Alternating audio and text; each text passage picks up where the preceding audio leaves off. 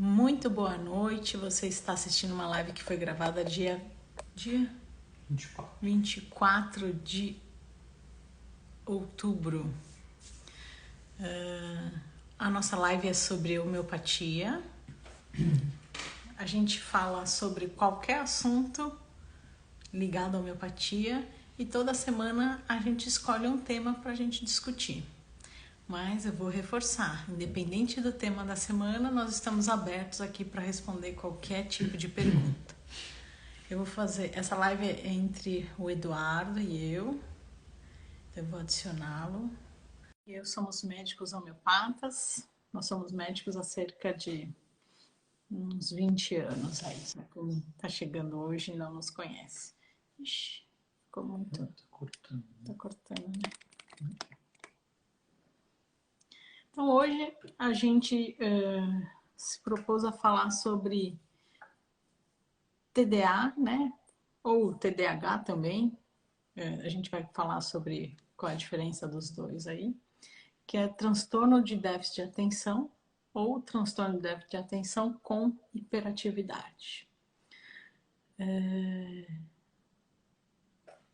O tema ele aborda, não, ele abrange três esferas aí.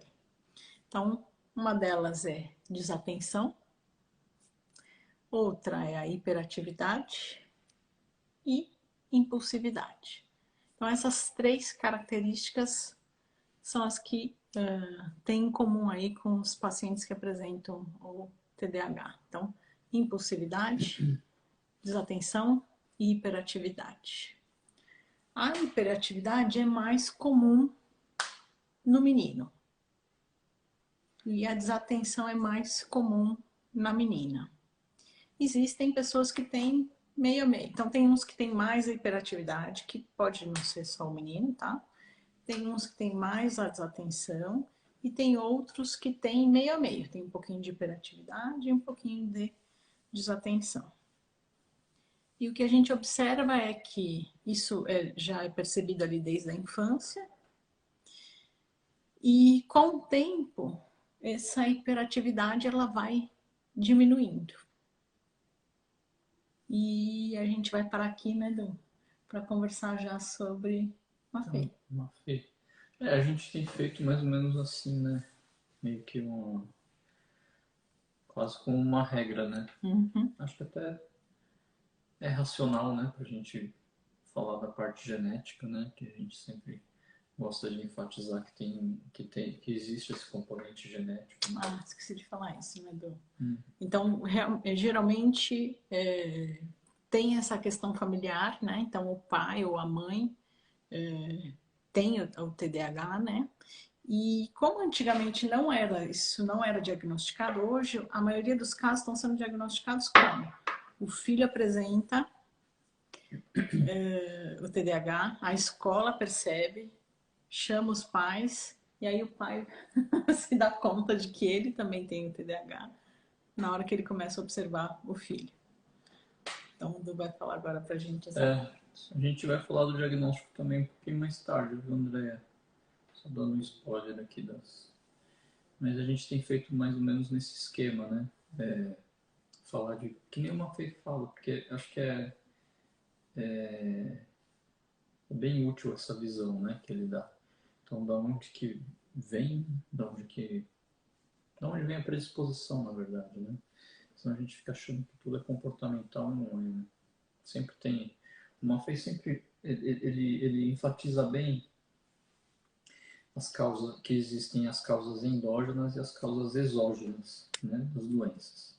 Então ele fala, olha, a equação é claro que muitas vezes pende muito para um lado, para um fator e às vezes pende muito para outro, né? Então às vezes é praticamente só endógeno, né? Vem da hereditariedade, né? Congênito e muitas vezes vem só do meio externo, por exemplo, um ferimento por arma de fogo, por arma branca, né? Então é claro que existem os extremos, mas na grande maioria das vezes a moléstia ela vai ser uma conjunção, né? Vai ser a intersecção entre esses dois conjuntos, né? Do que é endógeno do que é exógeno, nas palavras do Maffei, seria a constituição, né, hereditariedade mais peristásia, que é o meio ambiente, né, fatores endógenos, fatores exógenos, que é igual a moléstia, né. E não é diferente, né, sempre essa equação, então também não é diferente no caso do TDA ou TDAH, né. Eu estou com receio de fazer um esquema, né, porque os esquemas sempre têm, né, um viés aí da imprecisão, a gente sempre traz isso, mas acho que como a gente tem uma hora para falar, eu acho que a gente pode se permitir assim para ficar mais fácil de lembrar, né?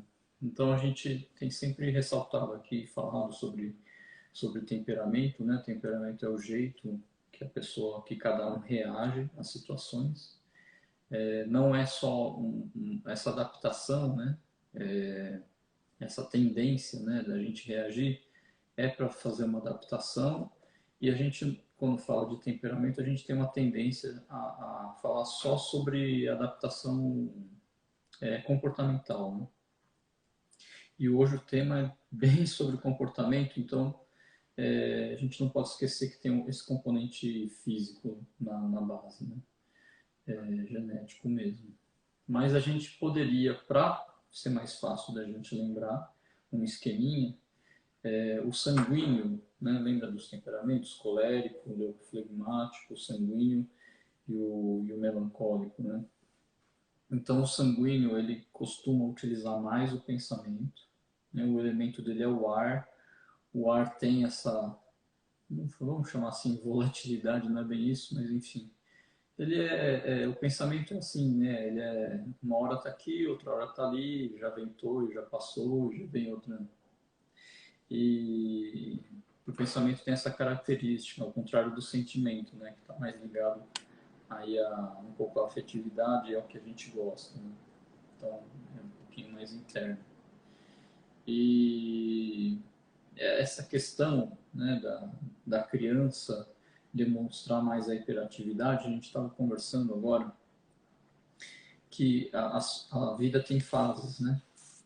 E é característico da idade aí da criança, até começo da adolescência, que como a gente não tem um instrumental mental, a gente não tem memória suficiente, a gente não tem capacidade para aprofundar muito, né, o raciocínio e o pensamento, então é natural que as nossas ideias sejam mais superficiais, né? E a gente, né, é característico da infância também, né, essa agitação, enfim, né?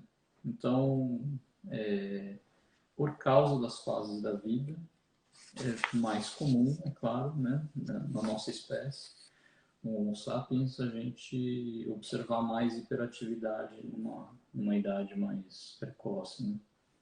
E aí a gente vai ficando adulto e isso diminui, né, naturalmente. Então, quem tem predisposição junta a fome com a vontade de comer, né? Quem tem predisposição já a ser hiperativo junta a idade que já é uma idade mais ativa e acaba ressaltando essa característica, né? Por isso que só uma parcela, né, dos adultos que vão continuar, né, sendo hiperativos. Quem tem uma predisposição mais forte, né? Ou o meio ambiente, a gente vai conversar um pouco sobre isso depois, ou o ambiente não propicie que ele melhore, né? Ou ele não tem um autoconhecimento suficiente para modificar o ambiente, né, de uma maneira que favoreça. Acho que é isso, né? A gente vai fazer o seguinte, a gente vai falar de alguns sintomas e a gente vai, como é muita coisa, a gente vai parar e vai fazer alguns comentários, tá? E se vocês forem lembrando de alguma coisa, vai comentando aqui pra gente. Então, o diagnóstico, que né, a Andrea perguntou, a gente tem que observar o paciente, né? Se ele apresenta alguns sintomas, e desses sintomas ele tem que apresentar essa queixa em 2 locais, pelo menos. Então, o que são 2 locais, Soraya? Ele tem que apresentar X sintomas em casa e na escola. ou para o adulto, em casa e no trabalho. E por mais de 6 meses, né? Então não é só uma coisinha pontual ali, né? Ah, puxa, eu me identifiquei com um ali que eu tenho um desses sintomas que vocês falaram. Eu tenho TDAH? Não, gente, tem que ter uma coletânea aí de sintomas e em 2 locais e por um tempo prolongado. Ah, e isso tem que trazer um prejuízo social e de sofrimento para o paciente. É uma coisa que eu esqueci de falar. A gente está falando de temperamento, né? Existe, de novo, né? A gente está sempre ressaltando aqui que existe o normal e existe o patológico, né? Então, uma pessoa que tem um temperamento sanguíneo, ok, é normal, né? Mas se tem essas características que a Soraya trouxe agora, né? Mais que 6 meses, em 2 tipos de ambiente, né? E 6 características, aí a gente pode fazer o diagnóstico mesmo. Então, vamos começar a comentar aqui, né?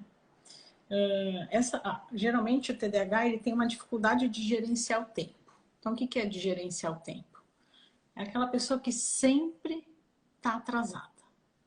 Então, a aula começa às 8 e ele vai chegar às 10. A festinha começa às 7 e ele vai chegar às 9.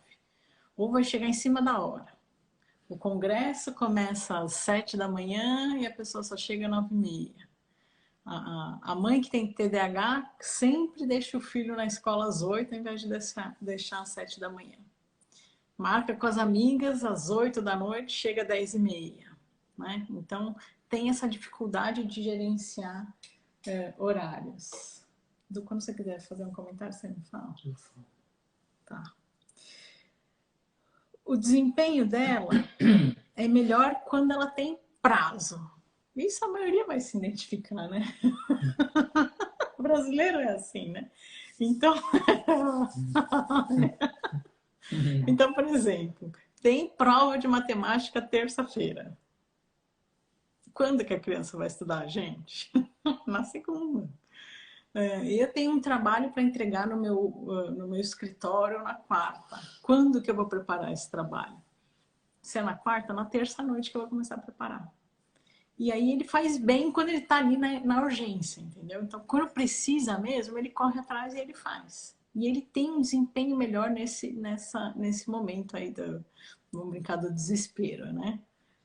Quer trazer alguma coisa desse? Não. Tá. Impulsividade. Então, essas pessoas são impulsivas. E o que se reflete no dia a dia? São aquelas pessoas que terminam relacionamentos facilmente. Então, namora um, aí não aguenta, namora o outro, não aguenta. Então, uma briguinha qualquer, ele já termina um relacionamento. E isso também pode acontecer com o emprego. Então, tá trabalhando, teve um problema ali com um colega de trabalho e o mínimo de problema ele já pula para outro emprego. E não é que ele se organize e fala, puxa, esse emprego aqui não tá legal, então eu preciso melhorar, procurei um outro, arranjei um outro e vai pro outro. Não, ele vai pulando de galho em galho, né, que a gente fala. Então ele vai pulando de emprego.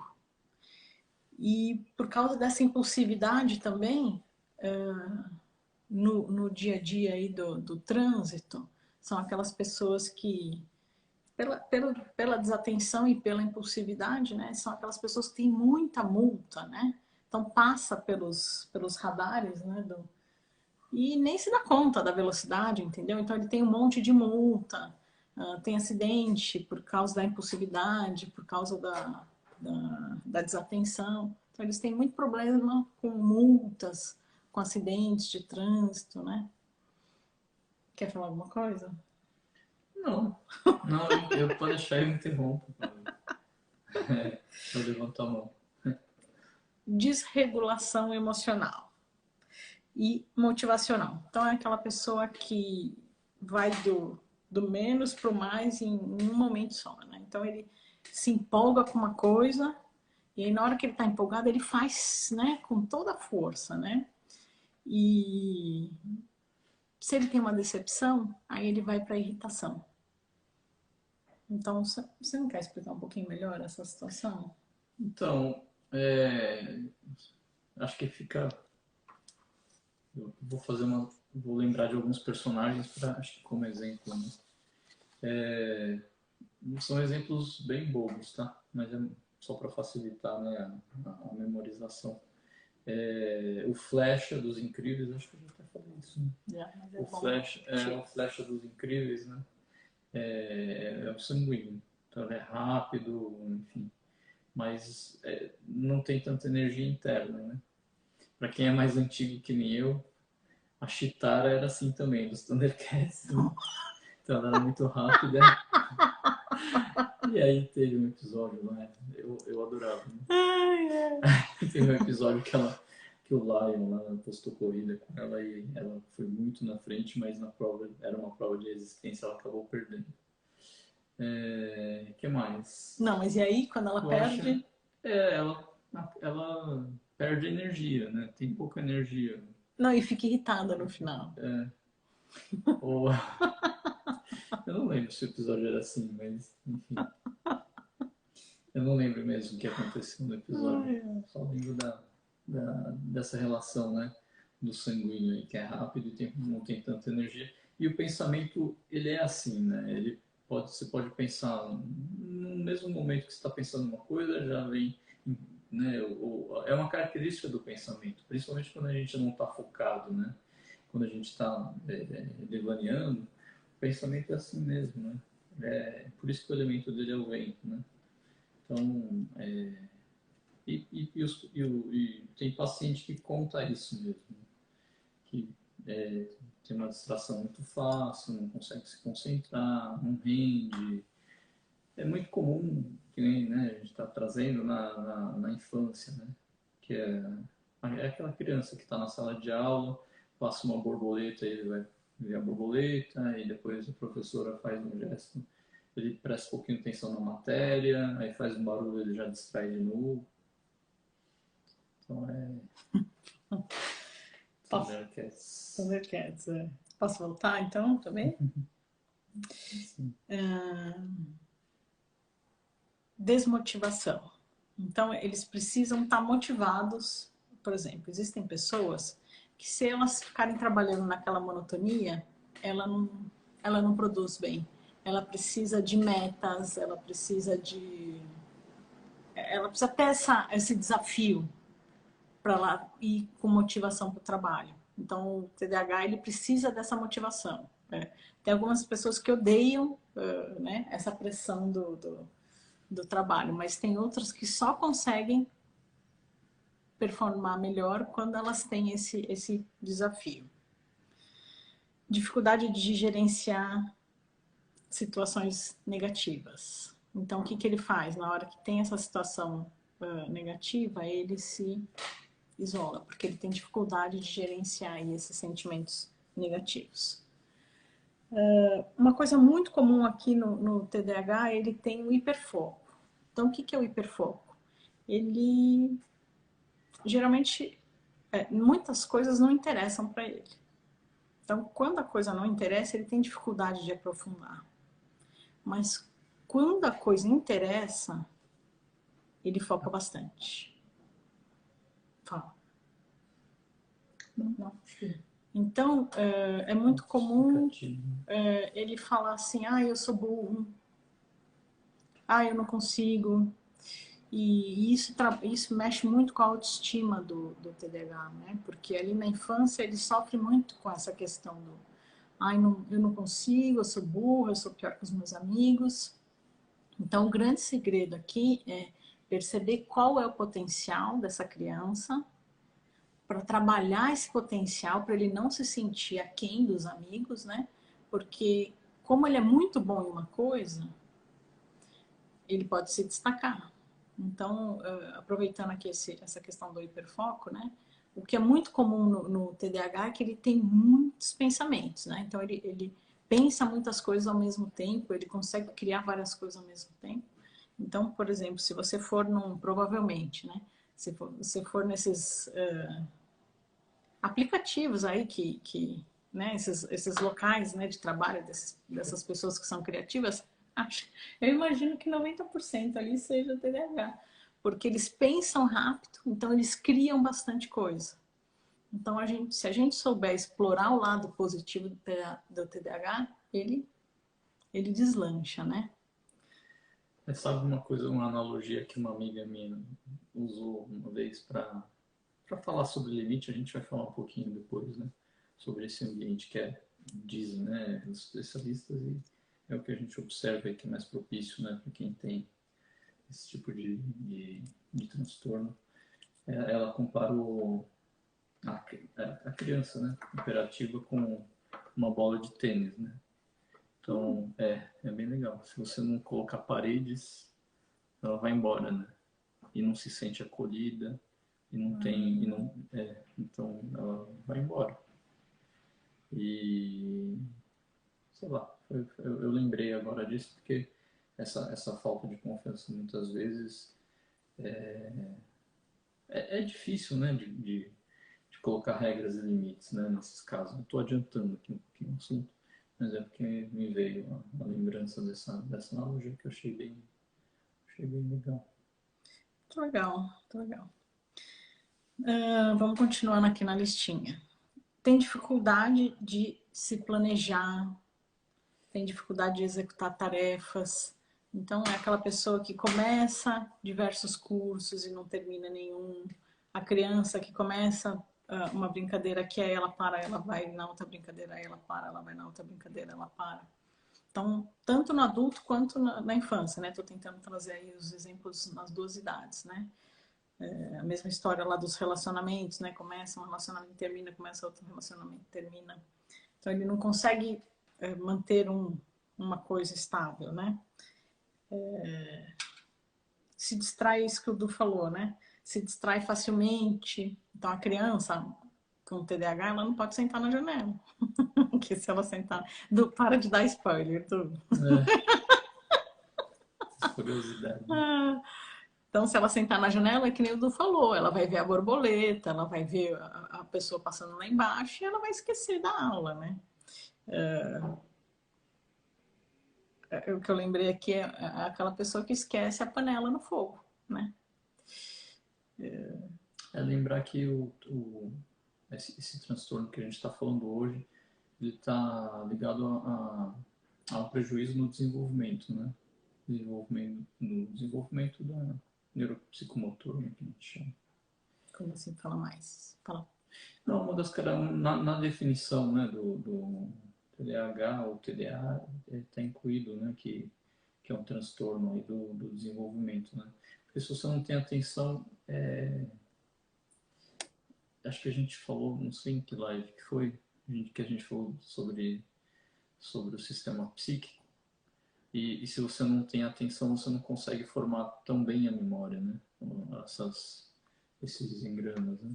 Então você fica com menos peças de quebra-cabeça para comparar e para, enfim, para raciocinar, né?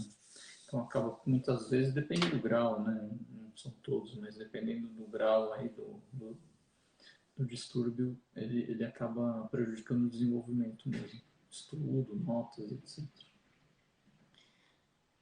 Ele pode ficar bem aquém, né, na escola, né, se a gente não souber aproveitar. Se tiver uma tendência à hiperatividade, é aquela criança... Gente, hiperativo é diferente da criança sem limite, né, que nem o Du falou aí, da parede, né? Então, o hiperativo, ele realmente não consegue ficar parado. Então, é aquela criança que ela vai ficar... Ela sobe, pensando no consultório, né? Ela sobe na maca, ela desce na maca, ela sobe na cadeira, ela desce na cadeira, ela sobe na... E ela vai ficar ali. Ela não consegue realmente ficar parada. Então, você vai no restaurante, são aquelas crianças que ficam correndo pelos corredores ali, né? Porque não tem condições, elas realmente precisam queimar aquela energia delas, né? E aí, quando ele vai pro adulto, né? Como é que o adulto fica? Ele fica ali batendo a caneta, ou batendo a perninha, ou não consegue ficar sentado. Eu lembro que eu tinha um aluno que eu percebia que ele era, né, quando eu dava aula na faculdade, né, lá atrás, um tempo atrás. Eu chegava perto dele e falava assim, vai tomar uma água. Porque ele tentava ficar ali, a gente ficava discutindo o caso, né, então a gente estava dentro do hospital, a gente sentava ali numa salinha, ficava conversando. Chegava uma hora que ele não aguentava mais ficar ali sentado, parado, me ouvindo, né? Então ele começava a balançar, balançar, balançar, e eu via que ele já não aguentava mais, já não consegue mais prestar atenção. Então eu dava um toque para ele, ó, vai até ali, volta, vai não sei o que, volta. Então ele dá uma voltinha e volta, porque ele não consegue realmente ficar sentado. Então tem mães que falam, é para você ficar aí parado. A criança realmente não consegue. Então eu não sei, né? O diagnóstico, eu acho que o diagnóstico ele é bom e ele é ruim, né? A gente não pode se limitar ao diagnóstico e falar, puxa, aí eu tenho e agora eu não tenho mais o que fazer, né? Na homeopatia a gente quebra muito isso, né? Do... Porque a gente Aproveita individualiza. Porque a gente sempre vai individualizar, né? Então a gente sempre usa. Orientação do Hahnemann, né? Do fundador da homeopatia, né? Não fale. É claro que você vai usar a palavra, né? O diagnóstico, a entidade nosológica, porque facilita a comunicação, né? Tem uma depressão? Tá bom, a gente já sabe quais são as características desse diagnóstico. Mas a gente não vai falar a depressão, a gente vai falar um tipo de depressão. Sempre é o tipo de depressão do João, da Maria, né, da Ana, enfim, do José. Então nunca é só o diagnóstico cru, né? Porque aí a gente generaliza. Então, na homeopatia a gente usa, sim, é claro, o diagnóstico, mas a gente sempre vai falar, tal paciente tem um tipo de, sei lá, tipo de cefaleia primária, um tipo de depressão, um tipo de síndrome do pânico, sempre lembrando que tem a característica, né, do individual. Né? Vamos dar uma pausa? Vamos dar uma lida? Vamos ver. Então, no transtorno de, né, ou TDA ou TDAH, a gente também vai ter vários tipos, né? Claro que não vai variar ao infinito, porque o Homo sapiens, né, como espécie, né, não vai variar ao infinito totalmente, mas varia bem, né, como diz, varia bem.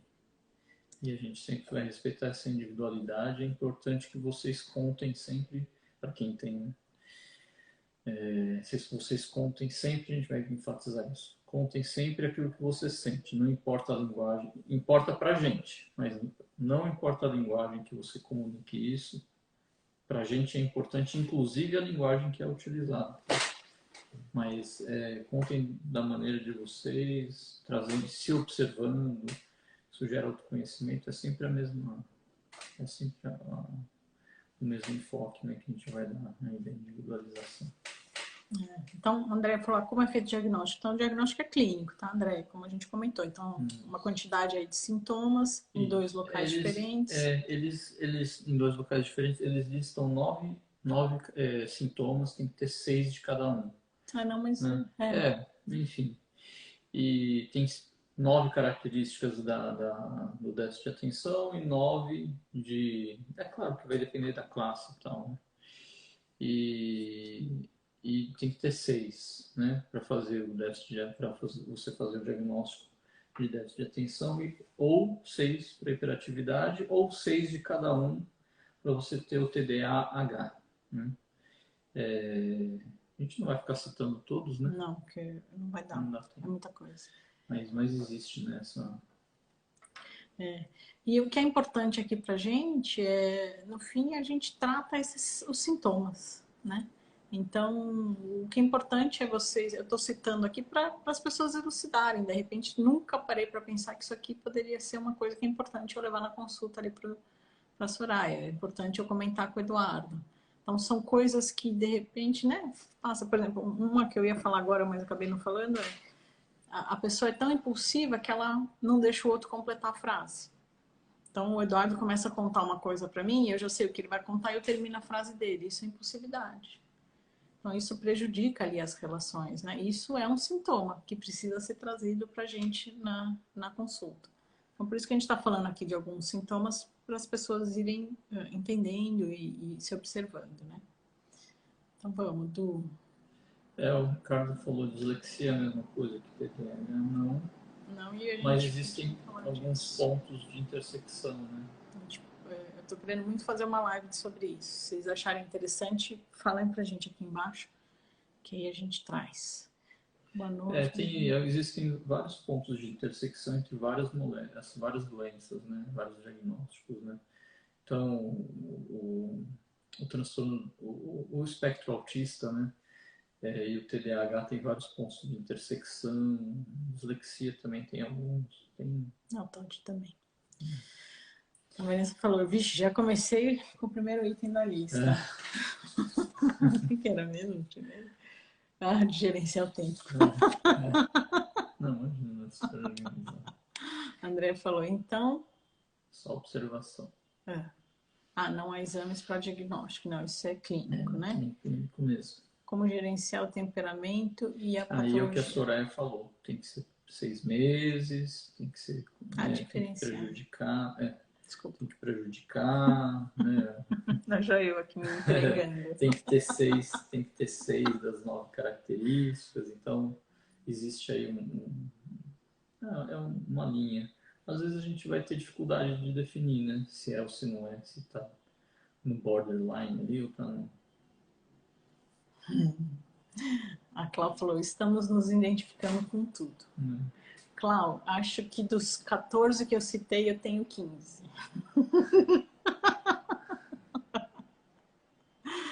Lê pra gente, do Ricardo. Ricardo, quando criança eu tive muita dificuldade para aprender tanto na fala como no aprendizado. Esse tratamento com psicólogo e fono. Legal esse seu comentário, Ricardo. Então, eu vou contar um segredo aqui para vocês, né? Eu descobri que eu tenho o TDA, enfim, com 40 e muitos anos, estudando. Na verdade, eu não conseguia estudar, e aí eu prestei uma prova de especialização e eu tive muita dificuldade para estudar, e aí depois eu prestei outra prova e tive muita dificuldade para estudar. E, enfim, chegou na de homeopatia, eu falei, gente, eu tô velha demais e continuo com essa dificuldade. E então, assim, eu me virei a vida inteira. Não me virei, eu não me formei médica, não fiz especialização de pediatria, depois de me dar com pediatria. Então, a gente vai criando artifícios para lidar com aquela situação e desempenhar da melhor forma. Então, um psicólogo ele vai te ajudando aí a treinar, né? São coisas, a gente precisa treinar. Então, é desorganizado, o que eu faço? Eu ponho 1000 alarmes, eu tenho 1000 alarmes, eu tenho 1000 bilhetinhos. Então, a gente vai se cercando aí de artifícios, né? A gente mesmo vai criando artifícios para melhorar essa situação. Né? Então, que é o ambiente mais propício, né? Para quem tem esse tipo de problema, né? Que é, bom, já adiantando também, então precisa de um ambiente com limites, os pais têm que ser um pouquinho mais firmes. Né? Muito presentes, né? Presente. Porque vai cansar? Vai cansar, mas precisa. Tem que ter rotina. Muito, muito legal você ter falado. Eles precisam de rotina, né? Legal. A Vanessa falou seu momento também. A Cláudia falou muita. A Vanessa falou, pensei que o humor era por causa do signo, gêmeos. Estou rindo, mas é de nervoso. Então, o signo, diz o Jung, né, os psicólogos aí, que como vamos chamar assim, uma ciência, né, de se observar muito o ser humano e colocando padrões de comportamento, ele tem muito da tipologia psicológica, né? Então, o signo, na verdade, tem a ver mesmo com temperamento. É tudo junto, misturado, né? Então, a Alva falou que, acho que, olha, ou o Thundercats Não, é de uma... passou de novo, porque... eu acho que é de uma fase anterior. É uma fase bem anterior à sua. Talvez o Thundercats mais novo, né? Parece que teve Não, às uma vezes nova geração. repete, né? A Cláudia falou da Caverna do Dragão. Todos esses desenhos que fazem mais sucesso, eles têm a ver com os arquétipos, né? Então, vai ter o mestre, vai ter... Enfim. Os temperamentos vão estar lá representados, né? São padrões de comportamento que estão lá dentro da gente, por isso que fazem sucesso. Senhor dos Anéis, mesma coisa, né? Mito do herói e assim por diante. Qualquer barulho já atrapalha, a Vanessa falou. Tem criança que dispersa por qualquer coisa. Não esqueçam também que tem graus, né? Tem gente que tem um grau mais intenso de TDAH e alguns com graus mais leves, né? Chegou na Vanessa? Ao mesmo tempo que se distrai fácil, tem hiperfoco. Isso. Interessantíssimo. Parece que é uma pessoa seletiva. Exatamente. Então, o que ele gosta, ele faz muito bem. Então, ele é muito bom naquilo que ele tem hiperfoco. Mas, em compensação, o restante ele não consegue. Por isso que pode existir essa baixa autoestima. Porque aí na escola ele precisaria, pelo menos, estar na média em tudo, né? Não adianta ele ser muito bom em uma coisa e não ser bom no restante. Então, aí é que é importante a terapia, a presença dos pais, né? Para ir trabalhando esse lado muito bom dele, né? Para outra live, medicamento equivocado. Não entendi. Traz pra gente mais, Andréia, por favor. O que acontece, não sei se é isso, né? Mas o que a gente vai lendo aí do TDAH é que, como teve uma época, ainda tem um pouquinho mais ou menos agora, que ficou muito em moda, né? Ele foi super diagnosticado, que tem a ver, né, com essa próxima pergunta, qual a porcentagem de TDAH. Então, eu não lembro o número certo, mas não sei se era 5 a 30, alguma coisa assim. Ou 5 a 15, eu não lembro, tá? Não vou garantir. Mas todo mundo acha que é super diagnosticado, tá? Não tem... Mas eu sei do... É assim, de diagnóstico, assim, de 3 a 5% da população tem TDAH. Mas O eles faziam problema, mais. então, o problema é que hoje ele é responsável por quase de 50 a 70% das procuras por médico. Então, muita gente procura, mas não quer dizer que grande parte da população tenha. Mas teve uma procura muito grande, né? Vanessa. Eu esqueci, né? Esqueci a garrafa de água enchendo. Mas de vez em quando não tem problema, né? Tem que ser aquilo que a Soraya trouxe, né? 6 meses, prejudicando muito. Sabe o que eu faço? Eu ponho alarme. Até para isso eu ponho alarme. Porque eu sei que eu vou esquecer a panela no fogo. E eu vou queimar. Então eu ponho alarme. Não tem jeito, gente. É isso aí. Perguntou. Como que o médico homeopata mede a gravidade da patologia? Qual a linha tênue de observação do médico para que o paciente não corra risco de vida? Outro tema.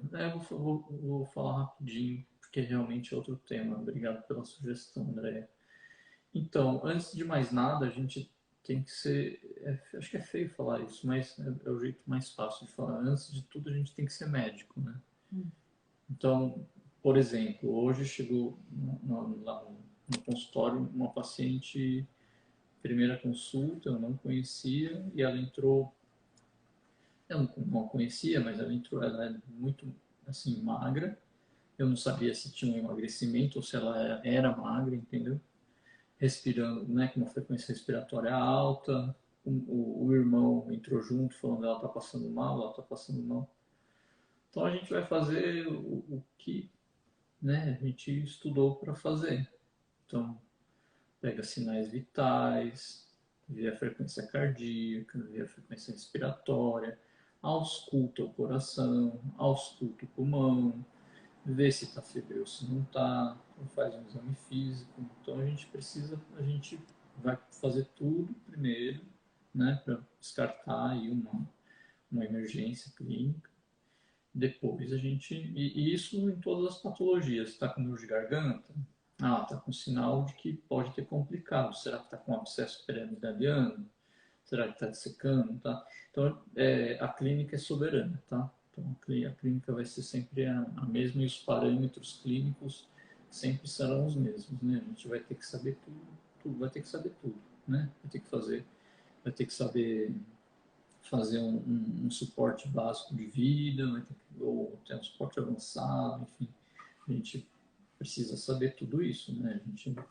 Os parâmetros têm que ser os mesmos, né? A vida é a mesma, né? E, enfim. O Luiz falou assim, vou rever a live. Não dá tempo de assistir isso. Logo que acabar, Luiz, a gente já posta aqui. Com certeza será muito interessante. Soraya é tão gentil quando o Eduardo fala dos Thundercats. Obrigado. A falta de foco na dieta também entra nessa questão? Como assim, É. falta de foco? Acaba, né? Acaba se Como? expressando. Não, acaba se expressando em tudo, né? Temperamento e é a maneira que a pessoa reage como um todo. A gente já viu isso, então a resposta ela vai ser química, metabólica, comportamental, é tudo. Não, achei isso bem interessante essa pergunta, né? Há uma confusão entre TDAH e processamento auditivo central. Na verdade, é que na hora que a gente vai fazer o diagnóstico, a gente tem que avaliar esse processamento auditivo, né? Na época em que eu tive dificuldade, o SUS Não não tinha tinha esses tratamento tratamentos como como a hoje. gente. Eu tive sorte É com o plano de verdade. saúde. Uma pena. Sobre ser seletivo, é frustrante mesmo, porque parece que é uma pessoa meia boca em tudo. Nunca é nota 10 em nada. Não tem diagnóstico, mas me identifiquei. Não, Van, no fim, você é muito boa em uma coisa. Você pode não ser boa em um monte de coisa, mas alguma coisa você tem um hiperfoco, entendeu? Com certeza você é muito boa em alguma coisa que eu até acho que eu sei. Então, o que você precisa é trabalhar o restante que não está te deixando feliz, né? Isso precisa levar numa conversa levar em conversa com o Eduardo, né? Então, sim, você só não está sabendo trabalhar esse seu lado que você é muito bom, né? Sabe o que eu Não, acho? ela tá trabalhando muito bem. Mas ela está falando aqui Ah, que ela é ela não é humilde. nota 10 em nada. Não, ela é nota 10 em sim, que eu tenho certeza. É, Eu não vou ficar não, falando aqui para não expô-la, mas eu isso. sei que ela é nota 10. Não vai realmente dar tempo de falar tudo o que a gente queria. Eu só queria comentar aqui então, as duas coisas do Puxa vida, cadê a minha última coisa? Então, uma grande vantagem aí de que tem TDAH é a vantagem do pensamento. Então, como ele tem muitos pensamentos e com muita velocidade, ele consegue ser uma pessoa muito criativa. Então, se você explorar isso, é muito legal para ele deslanchar e melhorar a autoestima, né? E hiperfoco aí nos relacionamentos. Como que é o TDAH nos relacionamentos? Posso falar disso? Eu acho Pode. legal isso. Ah, a gente não falou disso. Geralmente o TDAH ele é muito amoroso, ele é muito dedicado, ele é presente nos relacionamentos dele. Então ele é bem amoroso. Então eu tenho uma psiquiatra que fala assim, são os que mais gostam de criancinhas, velhinhos e animais. Mas ele não gosta da mesmice nos relacionamentos. Então, é uma busca aí do TDAH, é aquela coisa do monótono, né? Ele não gosta da situação monótona, né? Então, eu lembro de um casal que o marido reclamava muito que no domingo a esposa queria ficar em casa parada. E ele não, ele queria cada domingo fazer uma coisa. Então, ela queria ficar em casa e ele, cada domingo, queria fazer uma coisa diferente. Igualzinho aqui em casa. Então precisa buscar aí esse equilíbrio, né? Atende um fim de semana um, atende um fim de semana o outro, né? Impulsivo, né? Então tomar cuidado aí nos relacionamentos, porque aí ele acaba brigando muito com o parceiro e acaba sendo impulsivo, falando coisa que ele não queria e depois ele se arrepende. Então eu tô falando aqui já não esqueçam que é de relacionamento, né? Como ele traz aquele medo, aquela insegurança ali da infância, ele traz um medo de rejeição para os relacionamentos atuais. Então, é importante trabalhar essa questão ali na infância, né? Os pais de filhos que têm o TDAH, né? Acho que é isso. Acho que era de curiosidade de relacionamentos era isso, porque eu acho que a gente podia ler esses finaizinhos aqui, porque já deu Aí nosso já horário, deu né? horário, né? Você vê pra gente, né? A Cida, né? Cida. Mas é difícil ter foco. Ah, Eu não consigo. Então, é essa a frase do TDAH, eu não consigo. A gente precisa tentar, Cida, a gente precisa tentar se encontrar, porque não adianta eu te dar a dica do que eu fiz, porque isso é pra mim. Não esquece que na homeopatia é super individual, né? Cada um vai achar o seu. lembrando que não é que todo mundo tem, né? É que a gente está, né, que a gente está conversando aqui são características que, né, todo mundo pode ter dentro de uma normalidade, né? Andréia? As escolas parecem ter a necessidade do diagnóstico, da importância da nomenclatura, aquilo que não se sabe como conduzir. A escola também, ela se baseia muito na alopatia, né? Então, na alopatia tem que ter o diagnóstico X para dar o remédio X, o diagnóstico Y. E a gente não, a gente trata os sintomas, né? Então, por isso que a gente também não tem esse, essa ânsia por, né? O Ricardo sempre carinhoso, um abraço, um beijo. A Vanessa, foi muito legal esse tema, que sempre tem um lado bom para ser trabalhado. Isso, muito bom. Dependendo do ambiente, cada temperamento tem uma facilidade maior para se adaptar, né? Então não tem temperamento melhor que o outro, né? É isso mesmo. André aproveitando. TDAH são tímidos na relação? Nem sempre, né? Isso. O fato da pessoa ser mais, a gente falou disso, né, no trabalho. O fato da pessoa ser mais introvertida, extrovertida, tímida, enfim, isso varia bem.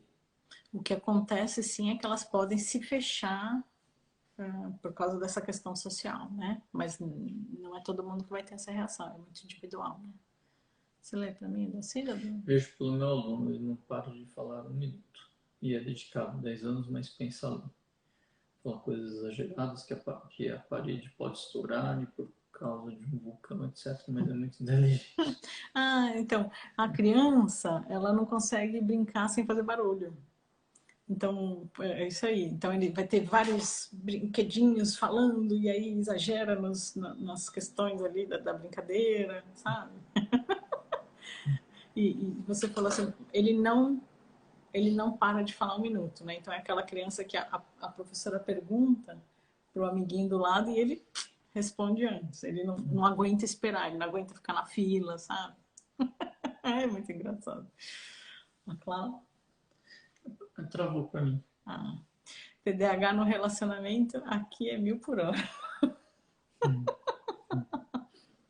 A Vanessa falou, esse mundo muito conectado de informações rápidas podem piorar. Ainda bem que você falou isso. Exatamente. Muito legal esse comentário, é isso mesmo, tá? A Nath falou, me identifiquei em alguns pontos, mas o hiperfoco para mim é o que mais chama a atenção. As coisas que não têm muito interesse ficam muito mais difíceis para mim. É isso mesmo. Depois então conversa com o Du, mas não esquece que ele não é só um dos sintomas, né? São vários, né? Mas é legal que está trazendo vários temas, né? Que não necessariamente a pessoa tem um diagnóstico, mas... Legal esse comentário, Dudu, porque não esquece que isso é um sintoma e que pra gente, independente de estar dentro desse diagnóstico ou não, é um sintoma pra gente, é importante pra gente e precisa ser levado na consulta. Tá bom? Isso aí. Gente, muito, muito, muito, muito obrigada pela participação. Nossa, foi bem interativo. É isso que a gente quer, né? Que seja interativo pra gente ir conversando, né? Trocando ideias. Né? E deixa eu só ver aqui, a Cida falou, mas hoje as pessoas não entendem e não têm paciência com quem tem. Acho que depende da pessoa, né, Cida? Tem bastante gente também que tem, né? A Vanessa falou, obrigada, doutores, mais uma aula muito interessante. A Nath também, gente. Muito obrigada, bom descanso para todo mundo.